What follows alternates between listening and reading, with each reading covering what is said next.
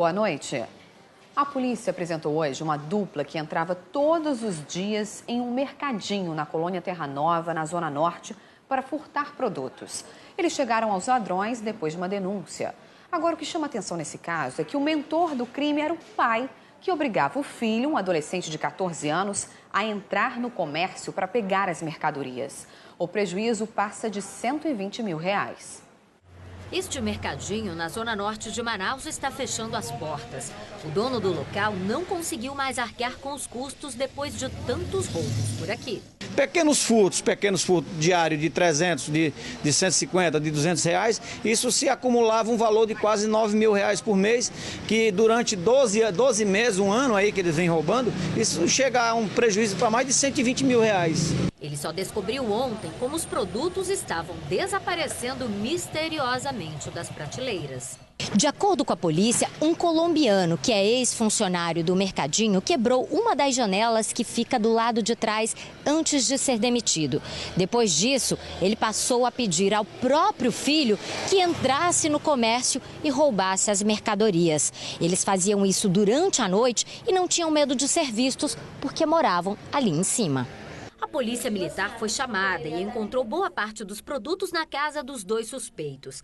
Na delegacia, o adolescente de 14 anos confessou que roubava a mão do pai. Quando era 9 horas, meu pai mandava entrar, aí eu entrava, pegava o dinheiro e dava para ele. Os dois vão ser acusados pelos furtos e o pai também por corrupção de menores.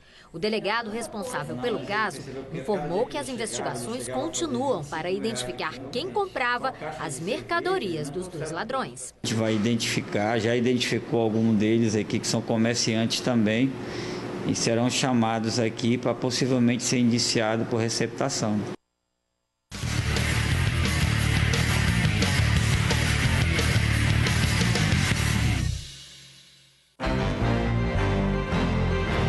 Um casal de 19 anos foi preso em flagrante com mais de 9 quilos de maconha, oxi e cocaína. A droga estava na casa deles, no conjunto Terra Nova, na Zona Norte. Segundo as investigações, o rapaz seria um gerente do tráfico na área. Este homem foi preso suspeito de fazer vários assaltos e roubos no Parque 10, Zona Centro-Sul. De acordo com a polícia, a especialidade dele era assaltar mulheres. A polícia também apresentou hoje o comerciante Antônio Ed Carlos de Oliveira. Ele é suspeito de mandar matar um homem em novembro do ano passado, no bairro Santa Etelvina, na Zona Norte. Antônio teria encomendado a morte porque foi agredido pela vítima com um gargalo de garrafa.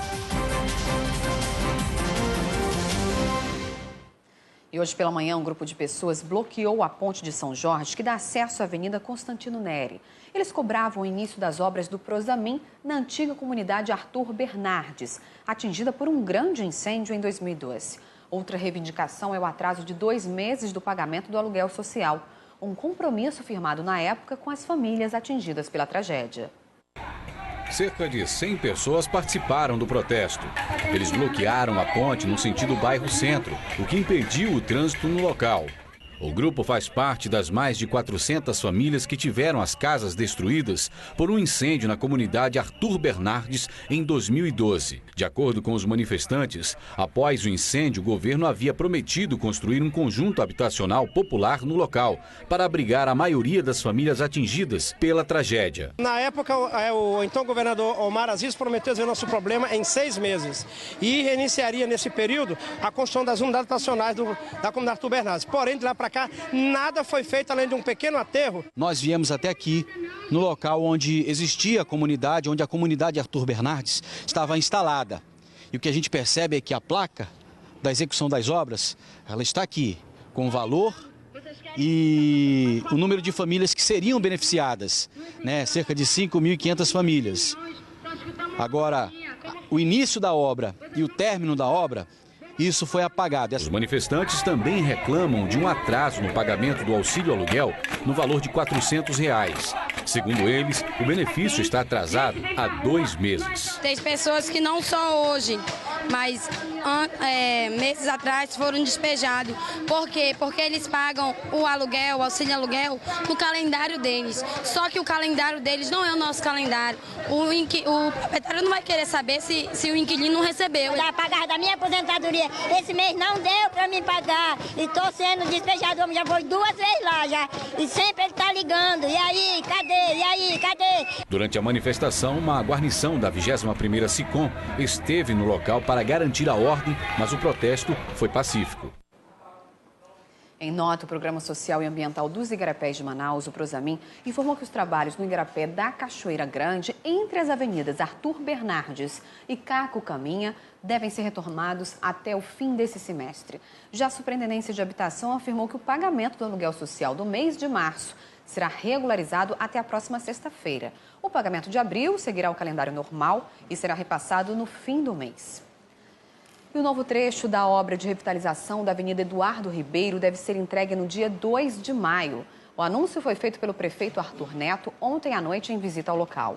As obras abrangem o trecho entre as ruas 24 de Maio e Saldanha Marinho. Segundo a Secretaria Municipal de Infraestrutura, 65% dos trabalhos já estão concluídos. Chegou a hora de saber como é que está o trânsito pelas câmeras do CIOPS. Essa é a Avenida Noel Núteus, ali esquina com a Avenida Atruares, próximo ao 6º DIP, na Cidade Nova. A gente vê um grande fluxo de carros, mas sem retenções, o que é normal para o horário, então uma boa opção ali Noel Núteus. A ministra do Tribunal Superior Eleitoral, Mara Tereza Moura, vai ser a nova relatora do recurso que o governador José Mello deu entrada contra a cassação dele. O nome da ministra foi definido hoje, depois que o ministro Luiz Fux alegou que não poderia julgar o caso por questões de foro íntimo. Ele justificou que já cuida de outros processos das eleições de 2014 no Amazonas. A nova relatora também está julgando 4 processos que pedem a cassação da presidente Dilma Rousseff e do vice-presidente Michel Temer. Em seu recurso, José Mello contesta a decisão tomada pelo TRE do Amazonas, que em janeiro cassou o mandato dele e do vice-governador Henrique Oliveira por compra de votos e conduta irregular em período de eleição. José Mello sustenta que não existem provas contra ele. O Tribunal Regional Eleitoral do Amazonas estendeu mais uma vez o prazo para o cadastro biométrico. A população tem até o dia 4 de maio para regularizar o título de eleitor.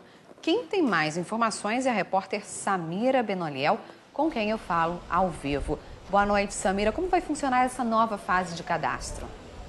Boa noite para você, Amanda, e boa noite para todos que nos assistem aqui no A Crítica na TV. Bom, essa nova fase continua do mesmo jeito como antes, por agendamento. Só o prazo que foi estendido até o dia 4 de maio para os eleitores que ainda não tiveram tempo de resolver, de regularizarem um título. Quem não fez o cadastramento biométrico, que terminou no dia 31 de março, teve o título cancelado. Aí agora, com essa prorrogação, essas pessoas têm chance de recuperar o título fazendo a biometria, mas não de forma obrigatória. Quem quiser recuperar o documento pode fazer um agendamento todas as terças-feiras a partir das 8 horas da noite no site do TRE. Mas quem não quiser vai continuar com o título cancelado. O problema é que quem não tiver o título não poderá assumir cargos públicos, renovar o passaporte e se inscrever em instituições de ensino. Então é bom se regularizar mesmo. Esse documento ele é muito importante. O período para regularização começou no dia 11 de abril e vai até o dia 4 de maio. Ainda faltam 2 semanas aí para o término do prazo, tempo de sobra para se regularizar.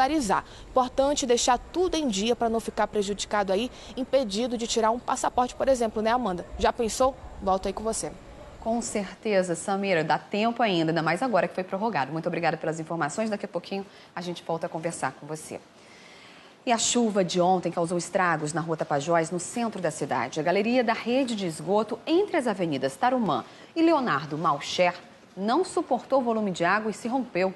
Uma cratera se formou na via e impediu o trânsito no local. A rede de drenagem já começou a ser recuperada pela Secretaria Municipal de Infraestrutura. O órgão informou que vai dobrar a capacidade da galeria. A obra deve durar pelo menos 4 dias. E um dia após a chuva que causou prejuízos na cidade, as equipes da Defesa Civil percorreram os bairros para atender as ocorrências, que foram registradas, cerca de 300, a maior parte nas zonas norte e leste. O dia foi para contabilizar os prejuízos. Genival, que mora no bairro Monte das Oliveiras, teve parte da casa atingida pelo barro. Perdi uma pia de granito, uma máquina de lavar, minha ferramenta de trabalho. E o telhado, né, que rompeu lá em cima também, achatou tudo e a parte da cozinha todinha, né. Dá mais ou menos uns 5 mil reais, né, a 6, né, para construir de novo. Tem 3, 4 casas nessa situação, só a dele deslizou o barranco atrás da dele, só atingiu a dele no momento, mas pode acontecer de deslizar e atingir as outras casas, mais barra e atingir as outras casas, dependendo da quantidade de chuva, e pode acontecer mais deslizamento. Boa parte das ocorrências foi registrada nas zonas norte e leste da capital, a maioria por deslizamento de terras. E é uma situação crítica porque você vê que lá em cima tem a casa que está para desabar, tem as casas aqui embaixo, então é complicado porque as pessoas às vezes não querem sair do local porque não tem para onde ir. E a gente também, Defesa Civil, a gente não pode chegar e tirar as pessoas de dentro da casa. Só ontem, 112 chamados para a Defesa Civil foram registrados. E pelo menos 350 famílias foram atingidas pela chuva, segundo a Defesa Civil. Então a gente também deu algumas continuidades aos trabalhos que foram feitos ontem na situação de chuva. Tinha algumas vistorias que tiveram que ser feitas novamente hoje, porque ontem já estava no período já da noite, então teve que fazer uma nova avaliação hoje. Então, a gente está constantemente recebendo os avisos do CIPAM com a parte meteorológica e já foi avisado que nesses dias aí tem possibilidade de chuvas. E você acompanhou ontem aqui no A Crítica na TV o drama de uma idosa de 89 anos que teve a casa invadida por água e lama por conta de uma obra do Emoan que fica nos fundos da casa dela, no bairro da Chapada, zona centro-sul de Manaus. Hoje, a repórter Catiana Pontes voltou ao local para saber se algo foi feito na área. Mas parece que se continuar chovendo, a dona Nália ainda vai ter muita dor de cabeça. Isso porque o Hospital do Sangue diz que a situação não se agravou por causa deles. Um dia depois dos transtornos causados pela chuva, a dona Nália, de 89 anos, tenta aproveitar o sol para secar o que a água molhou. O problema é que ela não sabe por quanto tempo esse calor vai durar. Estou pedindo a Deus que não chova, porque se chover, vai alagar de novo. O drama da aposentada começou desde o último dia 22 de março, quando durante as chuvas a água entrou por baixo do piso da casa dela. As cerâmicas do quarto da filha da idosa estão soltando. Segundo ela, esse transtorno todo foi causado por uma obra da Fundação Emoan. Depois que nossa equipe de reportagem mostrou essa situação, o hospital ficou de enviar engenheiros para verificar o problema. A Defesa Civil também garantiu que ia fazer uma avaliação e repassar para o Implurbe. Ninguém lhe procurou, Defesa Civil não veio aqui, pessoal do Emoan também não? Nada, só você mesmo. Durante a reportagem, nós ouvimos barulhos de máquinas aqui nos fundos da casa da dona Nália e viemos verificar o que estava acontecendo. E nós encontramos aquela retroescavadeira fazendo o trabalho de escavação aqui nos fundos da casa da aposentada, que fica dentro do Emoan, e também trabalhadores. Mas os trabalhos não eram para resolver o problema dos alagamentos. Mesmo assim, a direção do Emoan informou que tudo isso ocorreu por causa do grande volume de chuva e pela falta de uma tubulação com tamanho adequado para escoar a água do terreno. Outro fator seria o acúmulo de lixo na área, que estaria sendo jogado pelos moradores da Rua 3, do conjunto Jardim Tropical. Já a Defesa Civil informou novamente que vai até a casa de dona Nália nesta quinta-feira fazer uma avaliação. A única certeza que a aposentada tem até agora é que o sol reapareceu e, pelo menos por enquanto, isso vai alimentar a esperança em diminuir os prejuízos. E a gente vai continuar acompanhando esse caso da dona Nália. E não tem jeito, todo mundo reclama do trânsito, dos engarrafamentos e da falta de planejamento em algumas ruas da cidade. E não é para menos. Especialistas explicam que algumas obras não levaram em conta detalhes importantes, como o crescimento demográfico. E para completar, ainda tem um desrespeito às leis de trânsito. Se os motoristas costumam não obedecer certas normas, os pedestres também deixam de lado muitas obrigações. O complexo viário Gilberto Mestrinho é um dos pontos de estrangulamento de trânsito. Nos horários de pico é preciso ter paciência para passar por aqui. Mas para esta engenheira de trânsito poderia ser mais fácil se algumas coisas tivessem sido consideradas no planejamento. Houve sim o esquecimento de considerar, no caso, um estudo feito em 2006, onde foi apontado que a cidade estaria crescendo exatamente nesse sentido aqui do Distrito Industrial. E o que a gente percebe é que a alça foi construída no sentido Efigênio Salles e Cosme Ferreira, onde o fluxo, hoje observado, não é tão intenso quanto exatamente o fluxo que foi apontado em 2006 como sendo mais significativo. Outro ponto negativo é a proximidade das faixas na rotatória. A engenheira acrescenta ainda que os retornos recém-criados aqui ajudaram a distribuir melhor o fluxo, mas deixaram problemas, como a acessibilidade para o cadeirante que passa pela faixa de pedestre. Neste ponto, o asfalto ficou elevado.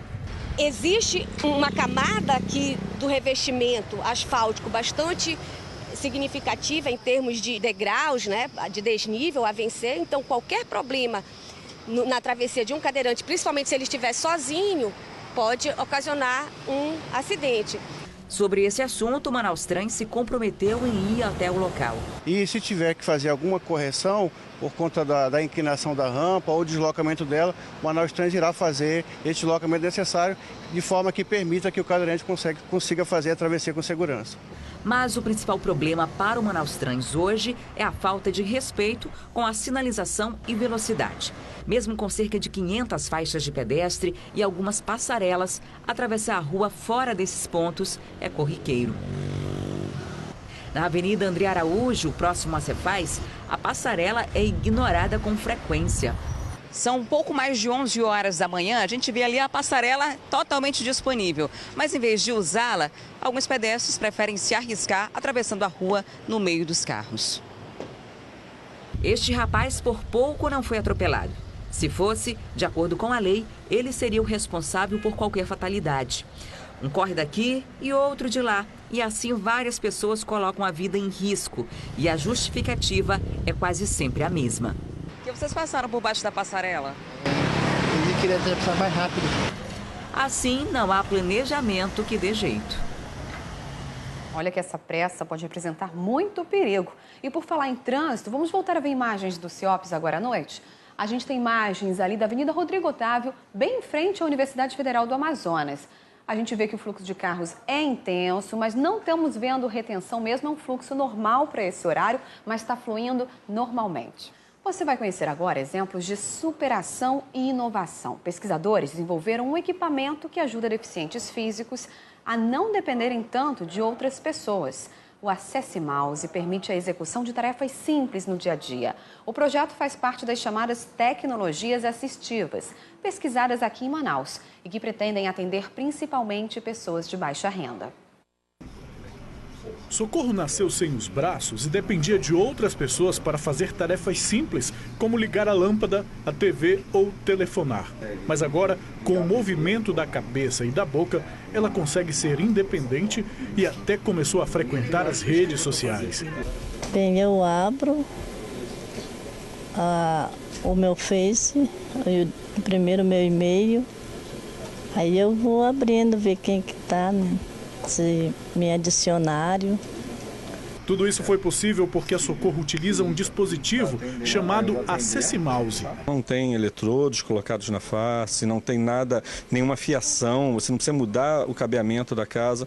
Simplesmente você tem um computador com uma webcam comum, se for um notebook, pode ser webcam integrado ao notebook, e os hardwares trabalham com tecnologia sem fio. Então, você não precisa ter um montão de fio, um técnico para instalar o equipamento. Não, é o uso de um software no computador com alguns dispositivos que conectam na USB do computador, de forma bem simples que qualquer usuário comum consegue fazer uso. O sistema foi criado em Manaus pela Fundação Paulo Feitosa. Tem um teclado virtual e uma versão para a alfabetização de crianças com deficiência. Os pesquisadores consideram o protótipo pronto e agora ele entra na fase de ampliação dos resultados. Essa é uma fase que já tá concluída, essa fase de desenvolvimento, de pesquisa e desenvolvimento, e a gente já estava caminhando justamente em fazer não o controle do cursor com movimentos da cabeça, abertura de boca, e sim com controle com a íris dos olhos. Existem softwares no mercado que custam $20 mil, que já fazem isso, mas o nosso desafio é fazer uma tecnologia de baixo custo, como uma webcam comum de qualquer computador. As chamadas tecnologias assistivas como esta têm o objetivo de criar soluções inovadoras e de baixo custo para atender pessoas com deficiência de qualquer classe social. Você com um computador, usando uma câmera comum, você utilizando recursos que são disponíveis e acessíveis também para a população de baixa renda, você consegue fazer uso das soluções que a gente desenvolve aqui na área de recursos assistivos. E já tem um novo projeto nessa área. Um equipamento que vai ser usado para ajudar a prever convulsões em pessoas que têm epilepsia. Qual é a ideia? É usar um desses tipos de headset que seja mais barato, uma tiara, onde a gente captura esses sinais da atividade cerebral, as ondas que caracterizam a atividade cerebral. E esses sinais são transmitidos Bluetooth para um celular, semelhante ao projeto que nós fizemos do Julia. Nós vamos ensinar o algoritmo inteligente a reconhecer os padrões de sinais que possam caracterizar o início de uma arritmia, que possa levar a uma convulsão. Isso vai demandar estudos com o qual a gente vai identificar as condições que caracterizem isso e que sirvam de um alerta. Mas o pesquisador considera que esses projetos só podem ir em frente se tiverem o apoio da iniciativa pública e privada. Sabemos que os recursos estão diminutos. E por essa razão nós temos que maximizar o máximo da eficiência, e aí a gente tem que olhar a meritocracia no uso desses recursos. Em hipótese alguma podemos aceitar que esses recursos saiam da região, por alegações do tipo que não existem projetos científicos ou técnicos que possam justificar a aplicação desse recurso aqui. O momento é de crise, recessão e desemprego. Mas mesmo assim tem gente que decide arriscar e fazer novos investimentos. É o caso do Ícaro, que tem apenas 20 anos e está fazendo sucesso com molho de pimenta. Um exemplo de empreendedorismo. Ícaro tem 20 anos, é ator de teatro, músico e nos últimos 3 anos tem desenvolvido outra habilidade. Ele produz molho de pimenta, no rótulo a marca que ele criou. O produto já é encontrado em várias feiras, mas como um garoto que nem comia pimenta conquistou esse mercado? Foi uma oportunidade que a professora nos proporcionou de fazermos uma conservação de pimenta. Eu fiz a minha pimenta em casa. Eu falei, professora, tá aqui meu trabalho. E aí entreguei para ela a pimenta, né? E ela falou, pô, tá muito bonito, parabéns pelo seu trabalho. 10 pontos eu ganhei. Saindo da escola, um homem parou e viu aquele material na minha mão, aquela pimenta, e falou, você tá vendendo? Eu falei, tô vendendo sim. E fazem 3 anos que vendo pimenta. Ícaro se aprimorou, inventou misturas diferentes de temperos e passou a buscar também outras pimentas para usar nos molhos. A embalagem que usa é de garrafas de sucos e bebidas recicladas e o acabamento já ganhou um toque regional. E foram as pimentas que abriram muitas portas para o Ícaro. Você, inclusive, dá palestras hoje. Como é que isso tudo começou? Começou, eu estava com um pensamento simples. Eu falei, poxa, eu queria saber como é que as pessoas veem o meu trabalho, então eu vou palestrar. Procurei instituição, procurei escola. E aí lá eu falava, olha, tem um trabalho de pimenta. Posso dar uma palestra de empreendedorismo? Uma coisa mais... uma injeção de ânimo. E aí a pessoa acaba ficando impactada com aquilo. Garra e disposição para vencer na vida, ele tem de sobra e quer ainda crescer muito. Mas o meu sonho mesmo é que minha pimenta chegue na Europa. Esse jovem é um exemplo para todos nós. Vai uma pimentinha aí? Parabéns, Ícaro, pelo trabalho. E olha só, a partir de amanhã, os fãs da novela Os 10 Mandamentos vão sentir como se estivessem nos estúdios do REC 9, no Rio de Janeiro, onde a trama é gravada. Uma exposição no Shopping Via Norte promete levar os visitantes ao mundo dos hebreus e egípcios, com muita tecnologia. E o melhor é que é de graça. A novela Os 10 Mandamentos, que foi para o cinema e bateu o recorde como o filme brasileiro mais assistido de toda a história, agora é tema de uma exposição no Shopping Manaus Via Norte. O ambiente, que reproduz cenários cenográficos da novela, vai estar à disposição do público para visitação a partir desta quinta-feira, dia 14, até o dia 15 de maio. A estrutura vai ocupar 3 ambientes do shopping, que fica no bairro Nova Cidade, na zona norte de Manaus. Por todo o sucesso da primeira temporada da novela e do filme, que já é considerado campeão de bilheteria, sentimos a necessidade de oferecer para o nosso público amazonense um espaço da novela 10 Mandamentos. Mandamos uma equipe para o REC 9, rodamos filmes especiais, tiramos fotos, trouxemos um material grande para mostrar nessa exposição. E aí eu convido a todos os amazonenses a irem no Shopping Via Norte, que é nosso parceiro, que foi um espaço criado exclusivamente para isso. Então, teremos ambiente que recria o espaço egípcio, hebraico, teremos uma ação com óculos 360, onde o público poderá ter uma experiência como se ele estivesse visitando os estúdios do REC 9, os estúdios da novela, onde são gravadas as cenas da novela. Então, vai ser muito especial. Uma experiência que vem junto com o lançamento da segunda temporada da novela. Justamente, justamente para envolver o amazonense. Ele gostou tanto os nossos números mostram que o amazonense aprovou, assim como os brasileiros aprovaram a primeira temporada de 10 Mandamentos. Então, esse é um espaço justamente para envolvê-los e agradecer toda essa audiência. O evento é realizado pela TV A Crítica em parceria com o Shopping Via Norte. E só para lembrar, o ambiente vai estar à disposição do público a partir desta quinta-feira, dia 14, até o dia 15 de maio. Então, se você gostou, não perca essa oportunidade. Vale lembrar que a exposição começa amanhã, como o Emanuel falou, no Shopping Via Norte, no Nova Cidade. E a porta-estandarte do Boi Caprichoso, Jéssica Tavares, anunciou hoje o desligamento da agremiação folclórica. Na carta aberta que enviou à diretoria do Bumbá, Jéssica disse que realizou um sonho de criança, mas que nesse momento precisa se dedicar aos estudos. Jéssica também agradeceu a galera azul e branca pela confiança e apoio. O Boi Caprichoso lamentou a saída da porta-estandarte, mas agradeceu pelo tempo em que a pequena notável, como ficou conhecida pela torcida azulada, representou o item de número 5. Jéssica Tavares foi uma das meninas mais novas a defender oficialmente um item individual no Boi Caprichoso e representou o Bumbá no festival de 2015, quando o Boi Azul e Branco venceu o Festival Folclórico de Parintins. A nova dona do porta-estandarte do Caprichoso deve ser anunciada nos próximos dias. E um encontro muito especial. Pela primeira vez, mães de crianças que nasceram com microcefalia se reúnem aqui em Manaus. Elas já se conheciam, mas só de conversas em grupos de redes sociais. Hoje, elas finalmente vão se conhecer pessoalmente e, claro, trocar muita experiência. Quem está acompanhando tudo é a repórter Larissa Santiago. Larissa, conta pra gente quais são os planos dessas mães.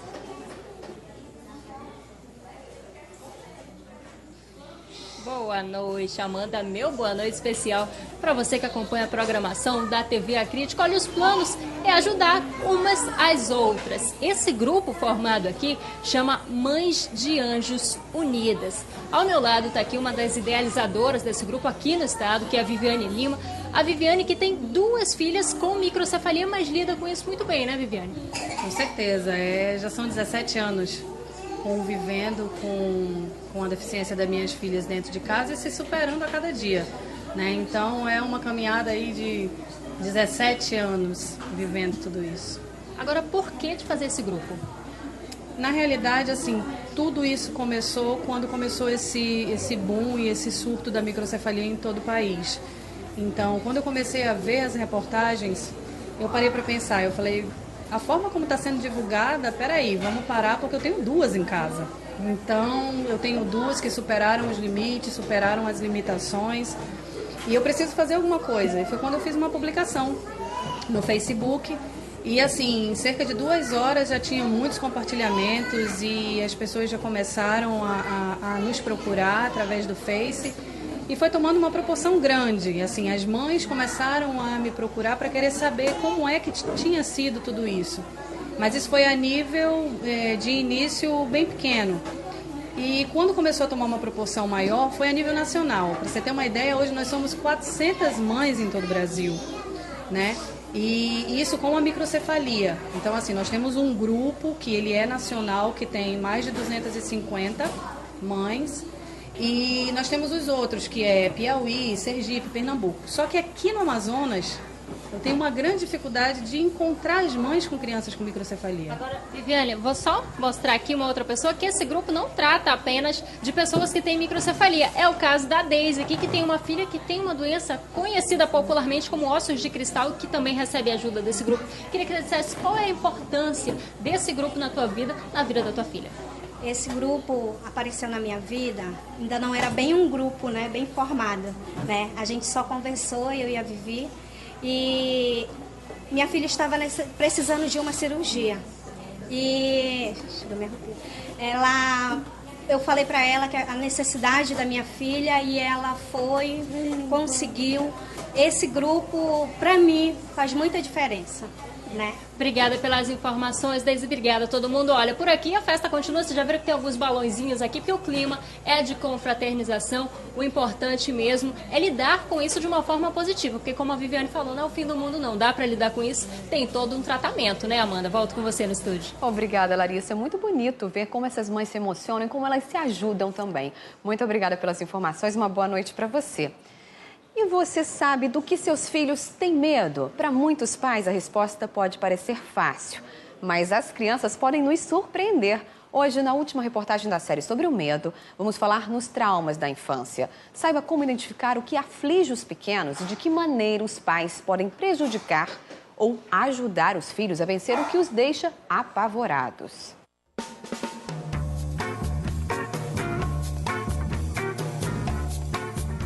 A partir de que idade começamos a ter medo? Uma parte dos estudiosos afirma que alguns temores nascem com as pessoas, como a aversão a cobras e outros animais venenosos. Outros acreditam que eles são aprendidos ao longo da vida. Conversamos com um grupo de pais para saber como eles lidam com os próprios medos e os medos dos filhos. O que você tinha medo assim na infância? Você consegue lembrar?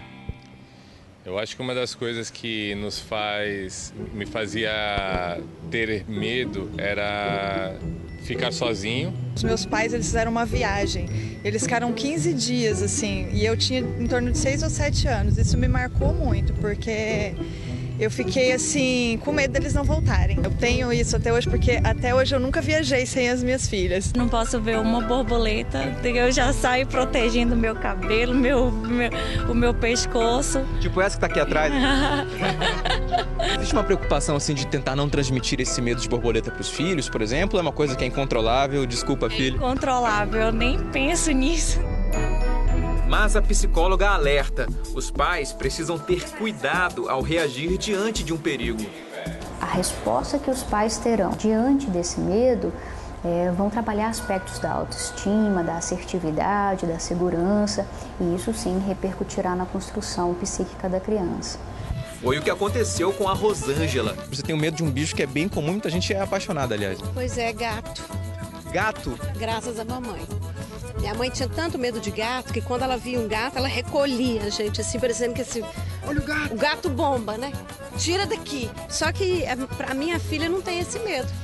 Porque eu guardo pra mim, porque eu não faço o escândalo que minha mãe fazia, então eu acho que eu já sou um medo trabalhado. Separamos algumas figuras, ícones que assustaram muitas gerações, para ver a reação das crianças de hoje. A primeira imagem que eu tenho é essa daqui, uma girafa com uma cabeça enorme. Alguém tem medo disso? De verdade? Não? Vocês têm medo do lobo mau? Esse personagem está presente em várias histórias. Vocês têm medo dessa aqui? Essa dá medo, né? Eu tenho medo. Quem é essa daqui? É bucha.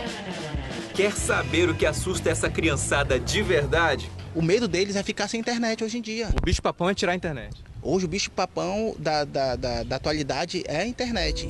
Outro teste. Será que os pais acertam o maior medo dos filhos? O Hugo, ele tem receio, não diria medo de escuro. Mas se você perguntar, ele vai dizer que não tem medo de nada. Ele é o Hulk. Você tem algum medo? Não. Não? Nenhum? Não. E o Hulk? Você é o Hulk e o Hulk não tem medo? Não? Acho que Lívia vai falar, ela tem medo de escuro e ela tem muito medo de insetos, como o pai dela. Você tem medo de quê? De ficar sozinha. E de gato você tem medo? Tem medo? Gente, eu achava que você não tinha medo de gato. Por que você tem medo de gato? Só um pouco. Gabriela, ela vai falar que tem medo de escuro. e medo de cachorro. Filha, do que você tem medo? Eu tenho medo de escuro e de cachorro grande. Manuela, ela vai falar que tem medo de escuro, acho só. Do que você tem medo? Tenho medo de escuro, de gatinho. O Matheus, mais velho, eu vou dizer que ele tem medo de ficar sozinho também, como eu. De escuro. E medo de escuro. De que você tem medo? Eu tenho medo de escuro, né? Já o Arthur tem medo de zumbi. E você tem medo de quê, Arthur? Esqueleto. Esqueleto. Mais do que identificar os traumas, os pais devem ajudar os filhos a vencê-los. E é nessa hora que muitos adultos cometem erros. O primeiro é ridicularizar esse medo, né? É banalizar esse medo, corrigir a criança na frente de outras pessoas. O segundo é negligenciar. Deixa, vai passar. Não explicar, não conversar com a criança sobre aquele medo específico que vem angustiando. Com uma boa dose de compreensão e muita diversão, pais e filhos podem, juntos, superar os medos.